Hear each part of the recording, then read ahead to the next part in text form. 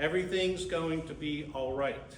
Everything is going to be all right. Everything is going to be all right. Now that's easier said and believed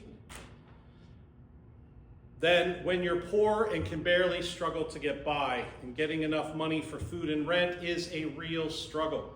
And there was a man named Vincent who ran a soup kitchen and food pantry in one of the poorest regions of the world. He told the stories of Miss Green, whose son had real difficulty finding a job in that area because there were very few jobs. Then he told the story of Miss Punzi, whose daughter struggled to feed her children, and then she was so bereft and conflicted and had other problems going on that she abandoned her children and the grandmother had to raise the kids. So these ladies used to go to the soup kitchen and to get food from the pantry, but also to feed themselves. And they would tell these stories to Vince. And so Vince would share these stories, and he would share the struggle of the soup kitchen. And it was hard for him to keep up with the demands of the growing and working poor of the area. So he asked his friend, an accomplished singer and songwriter named Bob, to help the soup kitchen, to help them raise money, to keep it going so that people could have money to eat for the next day, hopefully for a couple more. And as the story goes, Bob wrote a song called No Woman, No Cry. But he gave the writing credit to Vince so that he would get all the royalties from it to help the soup kitchen. Well, that song went on to sell millions upon millions of copies.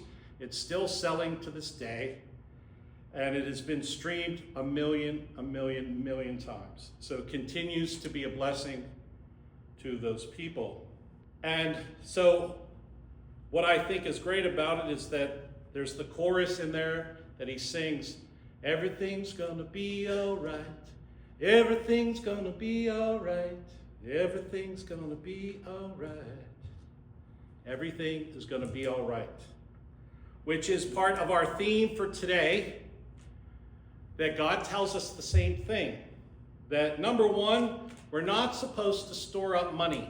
We're not supposed to store our treasures up. And number two, we're not to worry. Do not worry, but be happy. And number three, trust that the Lord will provide. And that is why we keep trusting the Lord and believing that everything's going to be all right. So last week we looked at the story about the greedy farmer. And I talked about this before, and I talked about it a little bit last week, how one of the saddest things is watching families fight over the inheritance. That when a family member dies, especially if they were a matriarch or a patriarch, sometimes the children get really upset and they want what they think they're due. And so they'll fight amongst themselves, and it creates major conflicts. It's very sad. Sometimes they'll take each other to court, sue each other, and even go to their graves hating each other, never talking to each other. The old silent treatment. It's a horrible thing that we keep passing on to generation, like that's going to do some good. I'll just ignore them and act like they don't exist. And Jesus was not happy with this. He knew that they were coming to him asking him about this.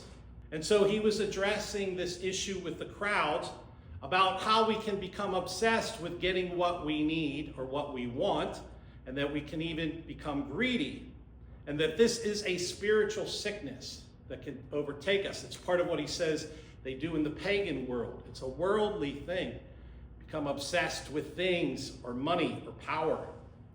So the rich farmer was that type of person who had grown so many crops and had done so well that he decided that he was just going to store it all up in the barn. And he built a whole silo, if you will, to store it up. And he said, I'll be rich the rest of my life.